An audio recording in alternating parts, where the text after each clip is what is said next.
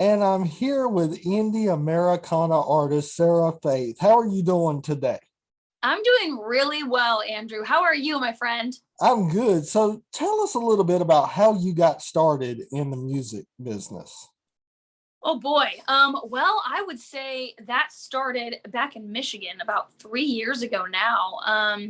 I was in a like country rock cover band, and I just yeah, I was singing karaoke one night, and someone asked me if I would audition for this band, and I ended up auditioning, and yeah, I don't know. Now I'm in Nashville. I don't have like there's a lot that happened between then and now, but like that's kind of the beginning of it. So was it something as a child that you knew you've always wanted to do, or was it something later in life you figured out, hey, this is what I want to do now? Yeah, so I mean, I was the classic like backyard or backseat rock star, like shotgun rock star, like sing every song on the radio, um, hairbrush microphone, like all the things, like as like a 7-year-old kid, and got really proud of myself when I could like make it through an entire song of knowing all the words. And so yeah, I mean, like as a kid, I wanted to be a singer, but then I just felt like it was like a pipe dream. I just felt like it wasn't realistic, and I just kind of like lost sight of it for a while. So to put you on the spot, what was the first song that you remember singing all the words to? I think it was like a Mariah Carey song, which is so strange. Like I don't even listen to Mariah Carey, and I don't even know what song it was, but I remember like singing it in my room, and then I like opened my door, and my dad was standing outside of my room, and I was like, "You were listening to that?" He was like, "Yeah, I was listening. It was really good." I was like, "Oh God," like just like thinking I'm singing in my room to myself. So, who were some of your earliest influences in music that really helped inspire you to become who you are today?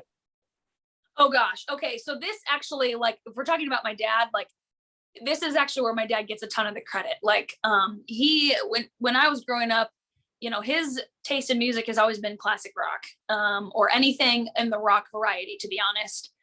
So I grew up in the car listening to like Journey and ACDC and Queen and Styx and Rush. And like when I was 14, I asked for the Rush album for Christmas.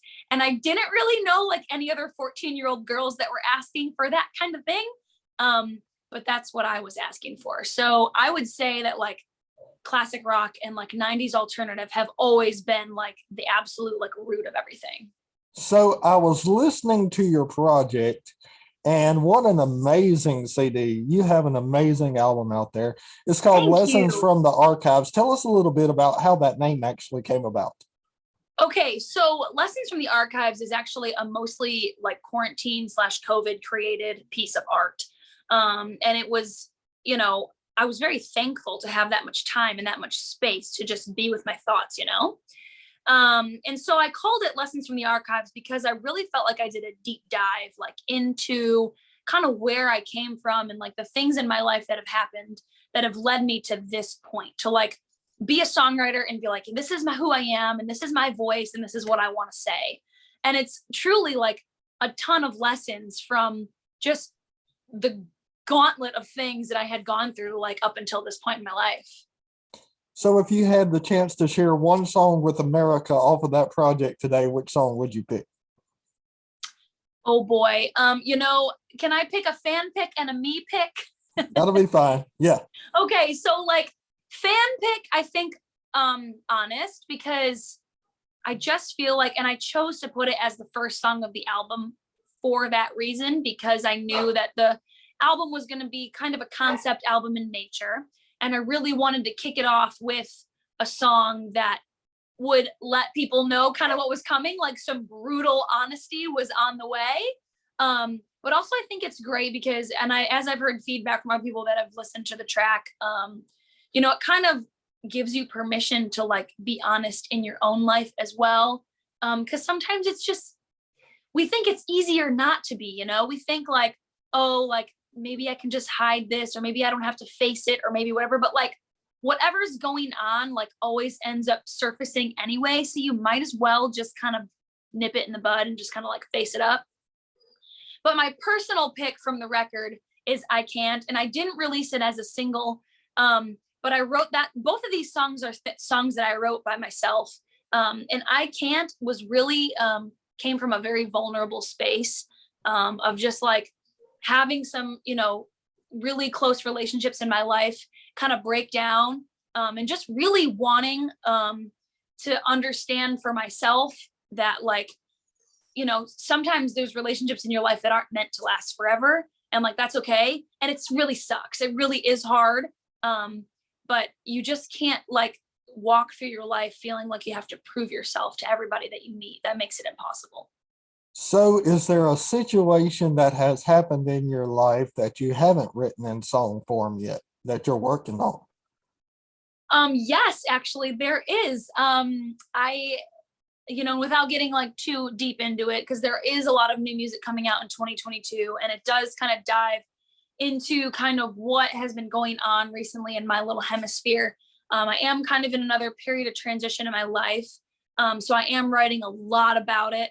And I think like general topic wise, I think I've explored the topic of mental health, but I don't think I've really like dove into much because I've really been like kind of focused on like my mom and her addiction and the way that her alcoholism kind of shaped the course of my life and who I am, and her death, and like how like the aftermath of that. That's kind of been the main focus as far as my mental health goes. But I don't think I've really written anything for like mental health's sake. So that, along with like this new like situation that I'm in my life, are two of the main focuses going forward for sure. So, take us back to the time when you lost your mom. Did you know at that time that you was going to do music? Did you think at that time that it was over, or tell us a little bit about that? Yeah, so I actually lost her about 5 years ago now. It'll be 5 years in February, which is crazy that it's been 5 years. And when I lost her, it was semi unexpected. I mean, she did, suffer from addiction like my entire life. And hers and my relationship was pretty strained for most of my life. Um, and so I think it was a situation where I didn't know it was going to be then, but I knew it was going to be someday because I knew she wasn't really going to get healthy. I knew she wanted to try, but it just wasn't in the cards. So, I at that point I wasn't doing music yet. I was still running my photography business in Michigan. But then I think once I lost her and I really had all those things to dive into and all those things to say, then when I joined the band in Michigan, I really kind of felt like, maybe it was my turn to kind of step forward and just start like really using these emotions and things that I've been through to maybe help somebody that's gone through the same thing. That is awesome. I'm proud of you, my friend. That is Thank amazing. you. I really appreciate that. And it's not like, people sometimes say like, oh my gosh, you're so brave. Oh, like, how do you do that? And whatever. And for me, like, I just kind of want to like say it's not really about bravery. It's just more about realizing that like when we go through things, whether it's you or me or friends that we have or whatever, like it's not necessarily like a unique situation. I think we all deserve to know that we're not alone. So I write it as therapy for me, but also just like to help anyone that hears to understand that like you're not alone in whatever you're going through, and there's like a light at the end of the tunnel. You just have to sometimes search for it pretty hard. So, if you wasn't a musician, what primary day occupation would you have? It would definitely still be something artistic because I just have like so much creativity like swirling in my brain at all times. Like I mentioned, I owned a photography company before I did this. So before I like literally threw it in the dumpster and moved to Nashville, literally was like, oh yeah, that's great. I've been building that for 5 years. Forget it. Like we're going. So I guess I would probably go back to that because I mean, I did enjoy it. I just enjoyed this more. So if I had this like ripped out from under me for any weird, please God, don't do that to me reason, then yeah, maybe I would go back to like photo video stuff and like that creative mind of mine. So, what about a funny stage mishap that has happened to you? Oh gosh, let's see. I'm trying to think.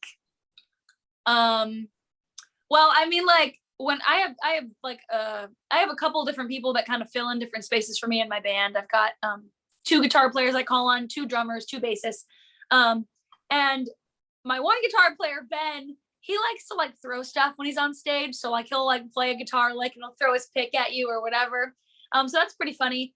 I also I just, one of my more recent shows, I'm not afraid to sell myself out. That's one thing that you should know about me. I'm really not afraid to sell myself.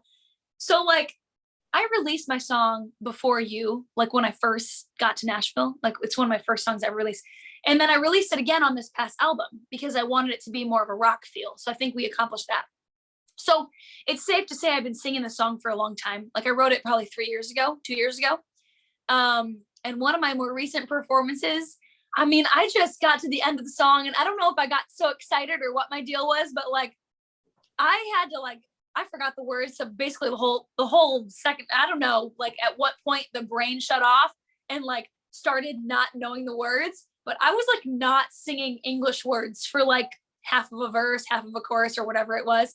I was like, man, afterwards you're kind of like, what, how did that even happen? Like, where did my brain go? But yeah, I mean, it happens. What about most embarrassing moment in your career? In my career, most embarrassing moment. I don't know. I don't really think I've had anything too embarrassing happen to me thus far, which is probably a good thing. Well, But let's it also change probably the means that question. something embarrassing is on the way. Let's change it then. Most embarrassing thing in your life that you remember? Most embarrassing thing in my life. Gosh, I really don't know. You're putting me on the spot and I'm not able to deliver. This is not normal for me. Yeah, I don't know if I have like a really like embarrassing thing. I mean, maybe I just am playing it too safe. Also, I think here's what I think it really is. It's really hard to embarrass me. Like I'll throw myself under the bus. I will call myself out. Like I will laugh at myself. I have no problem laughing at myself. If I really screw something up, I'm just a human, and I just don't really feel like I get too worked up about stuff, which maybe that is why I don't really get that embarrassed. So let's play the game of favorites. Let's Okay. see what some of your favorites are. And we're going to start off with favorite movie. Favorite movie is Remember the Titans all day. What about favorite food? Spaghetti, my mom's recipe. Favorite quote? Favorite quote. Actually, I got to use my favorite quote yesterday for Martin Luther King Day. Darkness cannot drive out darkness. Only light can do that. And hate cannot drive out hate. Only love can do that. Most memorable experience you'll never forget? Most memorable experience so far, Andrew, because there are more to be made, I am sure. I sang the national anthem at the Cotton Bowl in front of 85,000 people, and it'll be a long time before I ever forget that moment. That had to be special. Yeah, it was really something, I just tried to stay calm more than anything. So what about your favorite song to jam out to when driving down the road? Currently, it's the song Lost by Blake Rose. And it's kind of a new artist that I've kind of discovered. And just look it up. It's a bop. It's literally like, I don't normally describe songs as bops because I think it's very millennial of me, but like there's no other way to describe that song. It's a great jam. So if you could collaborate with any artist, present or past, who would you choose? This is also an easy one. Freddie Mercury from Queen, hands down. I really feel like as far as like, reading up on Freddie Mercury and like learning a lot about his history and where he came from and the band Queen and all that stuff, like I really feel like the way that he handled his artistry it speaks to like how I hope to be as an artist. I mean, he really didn't give two craps what you thought about him. He like really did what felt right for him, and he really was himself. As painful as sometimes it was, because he sometimes was so off the wall and so different. I really hope to kind of embody that in my own artistry and just not be afraid to just be myself. Musical goals for 2022. I want to play all the live shows, Andrew. I want to play all of them. Like I've had so many people request me to come to their cities, which I'm so grateful for and so blessed to have those requests. And I want to make them happen. I just started playing. Well, I shouldn't say just started, but I mean like this full band thing has kind of come to fruition in a really big way for me. And I'm like addicted to playing with these guys. I'm so lucky to have such a great band behind me. And I really just want to utilize it to its nth degree in 2022. What And we're releasing another album just so we can throw that out there. What about personal goals for 2022?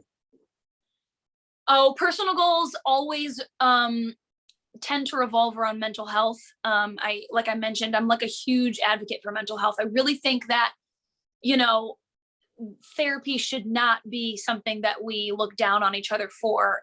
Constantly working on our own mental state should not be something we look down on each other for. We should always be seeking to grow and understand and just be better humans. So that is always on the forefront for me as well. It's just like growing mentally and just emotionally maturing so that I can handle all these things that come at me on a daily basis and just be kind of in my best mental state. So if you had one piece of advice to give to somebody that's going through a situation today, maybe mental health wise, what would you give them? I would just say that the more you work at it, the quicker it gets. And what I mean by that is like, you know, historically, like in the beginning stages of, you know, me fighting these mental battles, I mean, I could have a bad week, I could have a bad month. And I think as I've gotten stronger and stronger mentally, and my mental journey is both depression and anxiety. So I've got past stuff that affects me negatively. And also like I sometimes have fears of the future, you know, that like I get anxious about like what's to come and like, is it going to happen and all this stuff. I'm just like a normal human. And I think the more that I work at it and the more that I dive into mindset stuff and the more that I dive into just maturing that muscle, it does get stronger. It does get easier. And the bad days get shorter. You know, they turn into sometimes bad hours or bad few minutes. And it just really does get easier.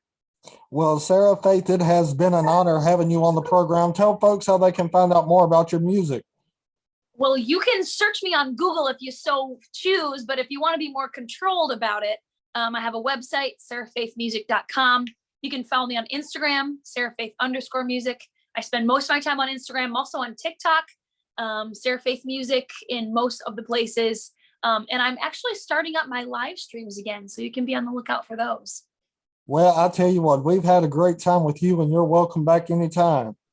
Andrew, I appreciate it so much. Thank you for inviting me. It was a pleasure. Absolutely. You have a good day now. You too. Bye-bye. Bye.